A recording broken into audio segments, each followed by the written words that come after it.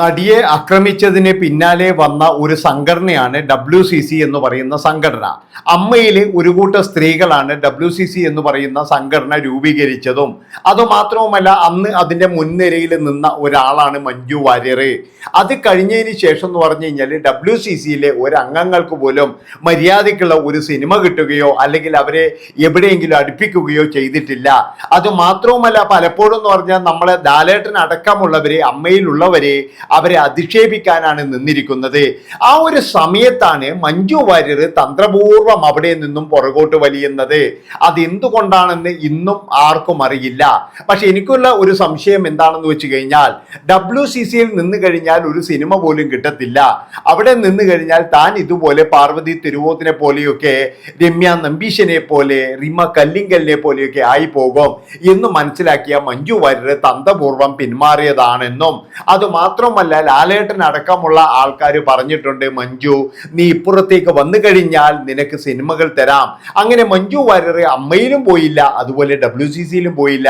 കൈ നിറയെ ചിത്രങ്ങളും കിട്ടി. അത് പൃഥ്വിരാജിൻ്റെയും അതുപോലെ തന്നെ എന്ന് പറഞ്ഞാൽ നമ്മുടെ മോഹൻലാലിൻ്റെയും ഒക്കെ സിനിമയിൽ നിറഞ്ഞാടുകയും ചെയ്തു എന്നാണ് എനിക്ക് പറയാനുള്ളത്. അപ്പോഴേ ഇവിടെയുള്ള എല്ലാവരും സിനിമയില്ലാതെ അല്ലെങ്കിൽ മറ്റുള്ള തരത്തിൽ എന്ന് പറഞ്ഞാൽ മമ്മൂക്കയൊക്കെ എന്ന് പറഞ്ഞ് ഇങ്ങനെ പള്ളു പറഞ്ഞുകൊണ്ട് നടക്കുമ്പോഴേ പാർവതിയൊക്കെ നമുക്ക് എല്ലാവർക്കും അറിയാം, ഒരു സിനിമ ഡയലോഗ് പറഞ്ഞു എന്ന് പറഞ്ഞിട്ടാണ് പാർവതിയൊക്കെ മമ്മൂക്കാനെ ക്രൂശിച്ചത്. അതേ പാർവതി എന്ന് പറഞ്ഞ ഉള്ളൊഴുക്ക് എന്ന് പറയുന്ന ഒരു സിനിമയിൽ അവിടെ ടോയ്ലറ്റിൽ ഇരിക്കുന്ന ഒരു രംഗം എന്തിനാണെന്ന് എനിക്ക് ഇപ്പോഴും മനസ്സിലാകുന്നില്ല. അതായത് അങ്ങനെയുള്ള ഒരു രംഗത്തിന്റെ ആവശ്യമുണ്ടോ? ഒരാൾ ചുരിദാറൊക്കെ പൊക്കിയിട്ട് അഴിച്ചിക്കാൻ ഇട്ടിട്ട് ഇരിക്കുന്ന ആ ഒരു അത് കാണിക്കേണ്ട ഒരാവശ്യമുണ്ടോ എന്നാണ് എനിക്കിപ്പോഴും ചോദിക്കാനുള്ളത്. അപ്പോഴും പാർവതി ചിലപ്പോഴും പറയും, ഇത് സിനിമയ്ക്ക് വേണ്ടിയിട്ടല്ലേ. ഞാനും അതുപോലെ തന്നെയാണ് പറഞ്ഞത്. മമ്മൂക്കയുടെ ഒറിജിനൽ ജീവിതത്തിൽ അദ്ദേഹം ഒരു സ്ത്രീയെ പോലും അപമാനിച്ചിട്ടില്ല, ഒരു സ്ത്രീയെ പോലും അപമര്യാദയായിട്ട് പെരുമാറിയിട്ടില്ല. അങ്ങനെയുള്ള ഒരു മനുഷ്യൻ സിനിമയ്ക്ക് വേണ്ടിയിട്ട് എന്തോ ഒന്ന് പറഞ്ഞു എന്ന് പറഞ്ഞിട്ട് അയാളെ എന്തൊക്കെയാണ് പാർവതിയെ പോലെയുള്ളവർ പറഞ്ഞത്. അവസാനം പറഞ്ഞു, ഇവരെല്ലാവരും കൂടി ചേർന്ന് ഞങ്ങൾക്ക് സിനിമ തരുന്നില്ല എന്ന്. പുഴു എന്ന് പറയുന്ന സിനിമയിൽ പാർവതിക്ക് ചാൻസ് വരെ കൊടുത്തു മമ്മൂക്ക പറഞ്ഞു, എനിക്ക് അങ്ങനെ ആരായാലും കുഴപ്പമില്ല. അതായത് എന്നെ പറ്റി ആരെങ്കിലും എന്തെങ്കിലും പറയുന്നുണ്ടെങ്കിൽ അവർ പറഞ്ഞോട്ടെ, ഞാൻ ഒരിക്കലും അവരെ തിരുത്താനോ അല്ലെങ്കിൽ അവരെ മോശക്കാരാക്കാനോ അവർക്ക് ചാൻസ് ഇല്ലാതാക്കാനൊന്നും ഞാൻ വരില്ല എന്ന് പറയുകയും, അങ്ങനെ പുഴു എന്ന് പറയുന്ന സിനിമയിൽ പാർവതിക്ക് ചാൻസ് കിട്ടിയിട്ടുണ്ട്. പക്ഷെ പാർവതിയുടേതായാലും രമ്യ നമ്പീശൻ്റെതായാലും ഇവരൊക്കെ എന്ന് പറഞ്ഞ ഗ്രാഫ് താഴെ പോയത് ഈ ഒരു സംഭവത്തിന് ശേഷം തന്നെയാണ്. അതായത് WCC എന്ന് പറയുന്ന സംഘടനയിൽ ഉള്ള ഒരാളെ പോലും സിനിമയിൽ അടുപ്പിക്കരുത് എന്നുള്ള തീരുമാനം ആരുടേതാണ്? അതുകൊണ്ടാണ് ഞാൻ പറയുന്നത്, ദിലീപിനൊക്കെ വ്യക്തമായിട്ടുള്ള പിടിപാട് അമ്മ എന്ന് പറയുന്ന സംഘടനയിലുണ്ട്. അതായത് ദിലീപിനെ അനുകൂലിക്കുന്നവർ തന്നെയാണ് അമ്മ എന്ന് പറയുന്ന സംഘടനയിലും. അല്ലാതെ നമ്മൾ വിചാരിക്കുന്നത് പോലെ കുറേ ആൾക്കാർ ഇവിടെ ബലിയാടായി എന്ന് മാത്രമേ എനിക്ക് പറയാനുള്ളൂ. ഇപ്പോഴും അത് തന്നെയാണ് സംഭവിക്കുന്നത്. നിങ്ങൾ എല്ലാവരും, അതായത് ഈ ഒരു നടിയുടെ കൂടെ നിൽക്കുന്ന എല്ലാവരും, ഇപ്പോൾ 2 ദിവസം മുമ്പ് ഭയങ്കരമായിട്ട് എല്ലാവരും പറയുന്ന ഒരു കാര്യമുണ്ട്, പൃഥ്വിരാജ് നടിയുടെ കൂടെ നിന്നൊരു വ്യക്തിയാണ്. പക്ഷേ പൃഥ്വിരാജ് എത്രമാത്രം സിനിമ ഇറക്കി, എത്ര സിനിമ ഡയറക്റ്റ് ചെയ്തു, എത്ര സിനിമ ഇതുപോലെ പ്രൊഡ്യൂസ് ചെയ്തു, എന്തുകൊണ്ടാണ് ഈ നടിക്ക് ഈ അതിജീവിതയ്ക്ക് എന്തുകൊണ്ടാണ് ഒരു ചാൻസ് കൊടുക്കാത്തത് എന്നൊക്കെ ഒരുപാട് പേര് പറയുന്നത് കണ്ടു. പക്ഷെ ഞാൻ പറയുകയാണ്, ഇവരൊക്കെ എന്ന് പറഞ്ഞു കഴിഞ്ഞാൽ വായിലൂടെ മാത്രമേ പറച്ചിലുള്ളൂ. പിന്നീട് എന്ന് പറഞ്ഞു കഴിഞ്ഞാൽ ഇവർക്കൊക്കെ വേണ്ടതെന്ന് പറഞ്ഞു കഴിഞ്ഞാൽ ദിലീപിനെ പോലെയുള്ള ആൾക്കാരുടെ സ്നേഹവും പരിഗണനയും തന്നെയാണ്. അതുകൊണ്ടാണ് ഈ WCC എന്ന് പറയുന്ന ഈ സംഘടന ഒറ്റപ്പെട്ടു പോയതെന്ന് ഞാൻ പറയുള്ളൂ. ഒരു പക്ഷേ മഞ്ജു വാര്യർ ഇതിൻ്റെ മുൻനിരയിലുണ്ടെങ്കിൽ ഇന്ന് മഞ്ജുവിൻ്റെ സ്ഥിതി എന്തായിരിക്കും എന്നറിയാം. അതായത് മഞ്ജു വാടക വീട്ടിലേക്ക് താമസം മാറേണ്ടി വന്നേനെ. അതായത് അവർക്ക് സിനിമയോ കാര്യങ്ങളോ ഒന്നും കിട്ടത്തില്ല. തമിഴിൽ പോലും ഒരു സിനിമ കിട്ടത്തില്ല. അതാണ് നിങ്ങൾ മനസ്സിലാക്കേണ്ടത്. മലയാളത്തിൽ ഭരിക്കുന്ന അതേ കഴിവ് ചില ആൾക്കാർക്ക് തമിഴിലും ഉണ്ട്. അതുകൊണ്ട് തന്നെ തമിഴിൽ പോലും കിട്ടത്തില്ല. ഇപ്പോൾ WCC എന്ന് പറയുന്ന സംഘടനയിലുള്ളവരുടെ അവസ്ഥ എന്താണ്? അവർക്ക് ആരാണ് ഒരു സിനിമ കൊടുക്കുന്നത്? എപ്പോഴെങ്കിലും ഒരു സിനിമ വന്നാലായി. പാർവതി എന്നെ പറയുന്നത് കേട്ടില്ലേ, ഇപ്പോഴെന്ന് പറഞ്ഞ് എവിടെയെങ്കിലും പോയി കഴിഞ്ഞാൽ ഒരു സെൽഫി എടുക്കാൻ വരെ ആൾക്കാർ വരുന്നില്ല. എന്തുകൊണ്ടാണ്? അവരുടെ WCC എന്ന് പറയുന്ന സംഘടന ഇതുപോലെയാണ് എന്ന് എല്ലാവരും ഒരു മുൻധാരണയോട് കൂടിയിട്ട് അങ്ങനെ വെച്ചിരിക്കുകയാണ്.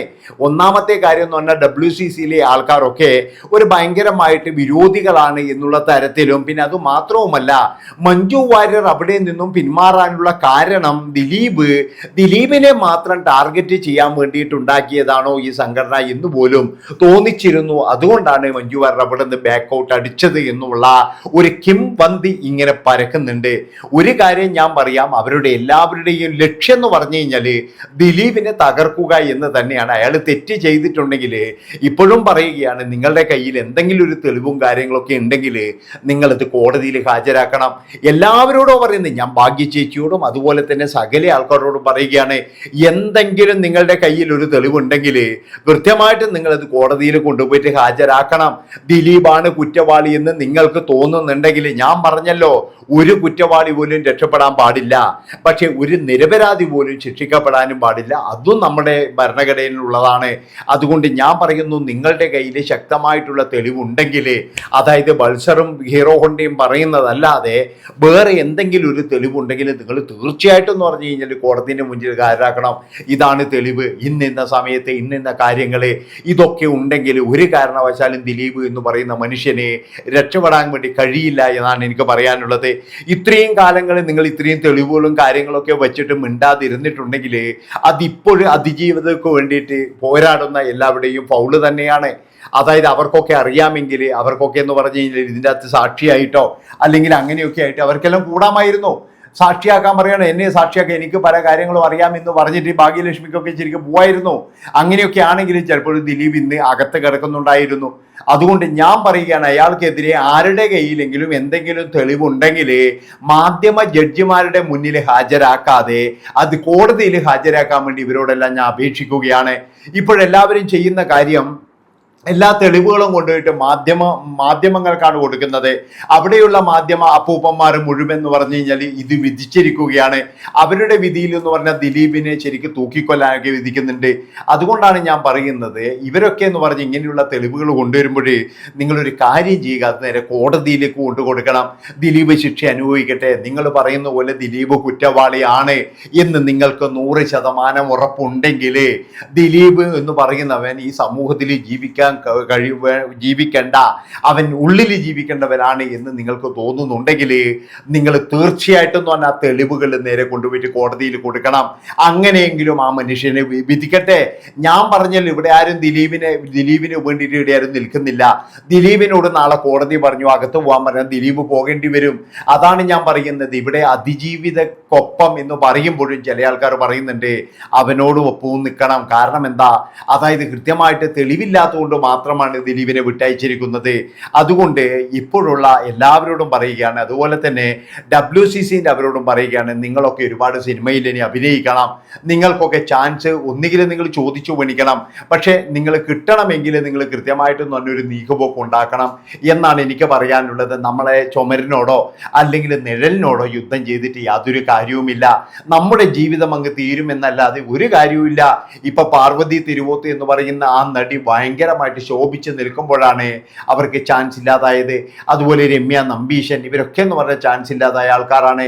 പക്ഷെ ഇതിൽ നിങ്ങളെ കൊണ്ട് ചോറ് വാരിപ്പിക്കുന്നവര്, അതായത് കുരങ്ങിനെ കൊണ്ട് ചൂട് ചോറ് വാരിക്കുക എന്നൊക്കെ പറഞ്ഞൊരു ചൊല്ലില്ലേ, അതേപോലെ എന്ന് പറഞ്ഞാൽ ആരൊക്കെയോ കൊണ്ട് ചൂട് ചോറ് വാരിക്കുന്നുണ്ട്. അവരൊക്കെ എന്ന് പറഞ്ഞാൽ നിർമ്മാണ മേഖലയിലായാലും അഭിനയിച്ചിട്ടായാലും 10 പുത്തൻ കയ്യിൽ എടുത്തു വെച്ച ടീമുകളാണ്. മഞ്ജു വാര്യർ അടക്കം ഇപ്പോഴും കോടികളുടെ ആസ്തിയുണ്ട്. അതുകൊണ്ടാണ് ഞാൻ പറയുന്നത്, ആലോചിച്ചിട്ട് തീരുമാനിക്കുക. നന്ദി, നമസ്കാരം.